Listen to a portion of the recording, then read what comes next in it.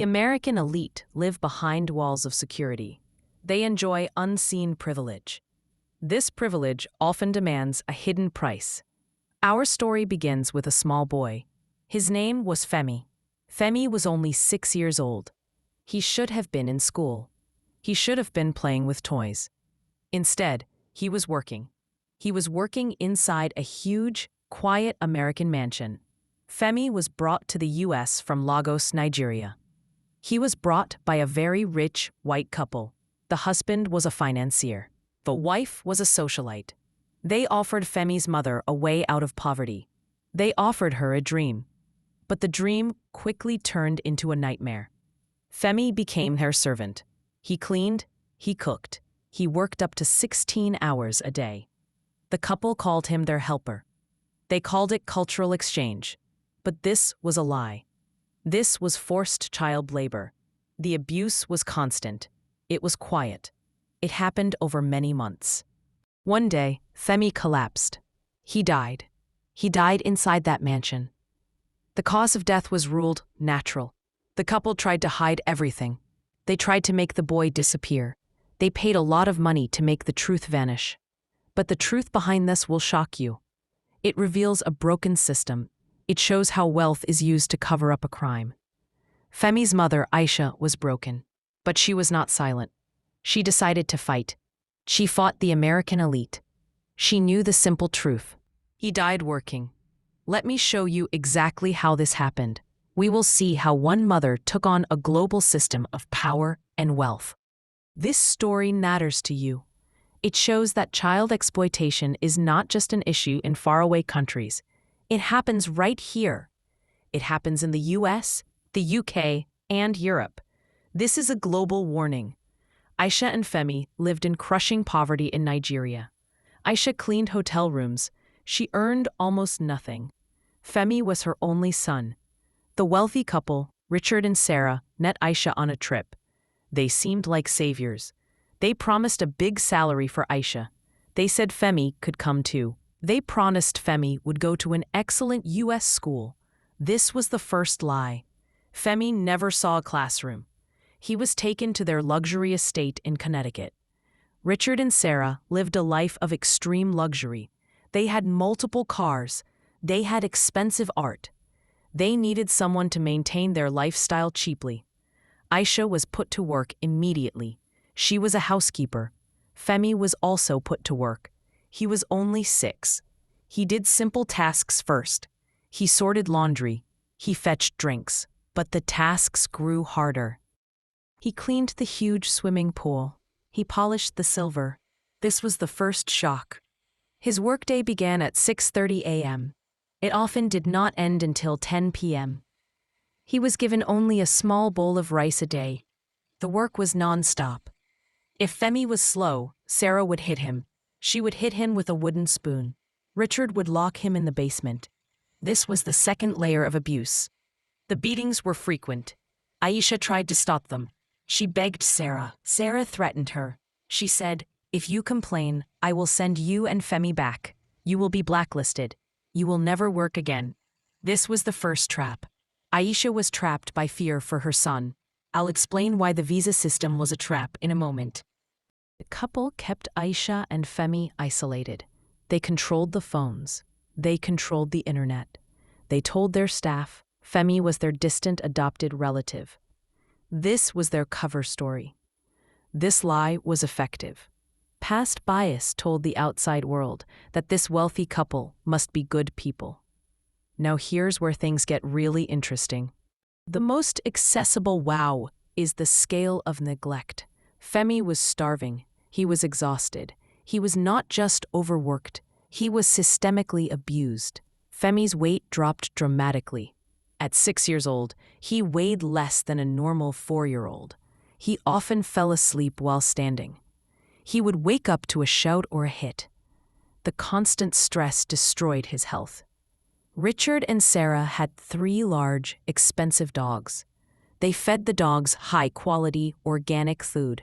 They hired a dog walker. The dogs received more care than Femi did. This contrast is key. The dogs were valued more than the child laborer. One day, Femi broke a small china cup. It was a mistake. Sarah flew into a rage. She did not just yell. She cut Femi's small hand with a shard of the broken cup. The cut was deep. She did not take him to a doctor. She used an old bandage and put Femi back to work. She said, "You must pay for your mistakes."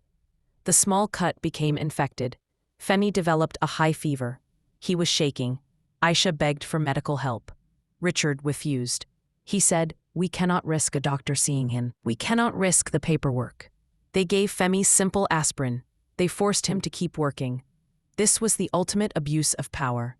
They valued their reputation over a child's life. This became Femi's daily reality. He worked through the fever. He cleaned through the pain. He was working to survive. This is the ultimate lesson for the viewer. When power is absolute, human life becomes disposable. If you compare this to a child's life in the US or UK, this is shocking. Every Western child has rights. Every child has a safety net. Femi had a prison. He had no one to turn to. He was completely trapped by fear and isolation. Aisha realized the truth. The couple's promise of education was a lie. Their kindness was fake. They wanted a free slave. They wanted total submission. But Aisha had a secret strength. She was watching everything. She was building a case in her mind. I'll explain why this quiet observation was her biggest weapon in a moment. But if you think that's crazy, wait until you hear this. The next major revelation is the hidden system of the murder. Femi's death was not a sudden tragedy. It was the result of a deliberate system of abuse. This is where the true crime element becomes clear. Femi had a cough. He had breathing problems. Aisha had told Richard and Sarah many times. They ignored her. Then, Femi collapsed while cleaning the pool deck. He was shaking violently. He struggled to breathe. Aisha screamed for help. Richard and Sarah did not call an ambulance. They did not call the police. They did not call a doctor. They were only worried about one thing: exposure. A dead child in their house would destroy their reputation. It would reveal the child labor. Richard quickly moved Femi's small body to the basement. He told Aisha that Femi was sleeping. He forced Aisha to clean up the pool deck. He made her work. He wanted to erase the scene. Aisha knew the awful truth. Her son was gone. Richard and Sarah had a friend. The friend was a private doctor. They called the doctor. They did not take Femi to the hospital. The doctor came to the mansion. He signed a false death certificate. He listed the cause of death as natural causes. This was the complex mechanism of the crime. Wealth bought them a cover-up. Aisha was devastated. She was locked in her room. She could not mourn. The couple prepared to send Femi's body back to Nigeria secretly. They planned to lie to the authorities. They planned to blame a pre-existing medical condition. But Aisha was not broken. She was calculating. She realized she had to act. She had to get proof. She secretly took a quick photo of the false death certificate. She found an old letter Femi had written to her. An insider perspective here is important. Cases of domestic servitude often rely on the victim's ability to document. The rich abuse the system. They use expensive lawyers. They use silence. Aisha's quick thinking was her only legal defense. She defied the system built to silence her. Past bias suggests that a wealthy white couple's word would always trump a poor Nigerian maid's word. Aisha knew she needed irrefutable proof. Her hidden evidence was the key. I'll explain why this single photo of the certificate was the biggest breakthrough in a moment. The work of revenge was just beginning. This brings us to the most shocking discovery of all. The climax is a confrontation at the airport. It reframed the crime from a death to a murder cover-up. Aisha was taken to the airport. Richard and Sarah said they were sending her home with Femi's body. They gave her a small amount of cash. They told her to never speak of this. They threatened her family back in Lagos. At the check-in counter, Aisha saw her chance. She was supervised by Richard's private security. She asked for a moment alone. She went to the bathroom. There, she made a difficult choice. She had to risk everything. She quickly found a cleaning lady. She showed the lady the photo of the death certificate. She showed the photo of Femi's bruises. She whispered two simple words: child slavery. The cleaning lady was shocked. She did not hesitate. She called the airport police immediately. The police arrived. They detained Aisha. They detained the security guards. They opened the wooden crate containing Femi's body. Richard and Sarah arrived at the airport soon after. They were trying to flee the country. They were planning a long European vacation. The police opened the crate. They saw the small body. They saw the visible signs of trauma. Femi's body told the whole truth.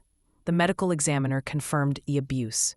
Femi had died from a treatable infection, made fatal by extreme neglect and starvation. The simple cause of death was no longer natural. It was criminal. This reframed the entire story. The death was not a tragedy. It was a homicide. Richard and Sarah's flight attempt proved their guilt. Aisha connected all the dots. The system tried to cover it up. Aisha's courage and the airport cleaner's immediate action broke the system. Her ultimate winning move was her voice. Richard and Sarah were arrested right there. They were charged with homicide and forced labor. They were arrested in front of the world. They were arrested in front of the American elite. But wait, the biggest implication is what her fight means for other victims. So what does all this mean for us today? Aisha's story matters now for every global viewer. It shows that modern slavery is a domestic threat. It shows that power and wealth are not shields against justice. The short-term consequence was justice for Femi. Richard and Sarah faced a high-profile trial. Their entire empire crumbled. Their reputations were destroyed forever. They faced serious prison time. Her long-term consequence is her legacy. Aisha became a symbol. She became the mother who fought the American elite and won. She used the compensation money to build a shelter in Lagos.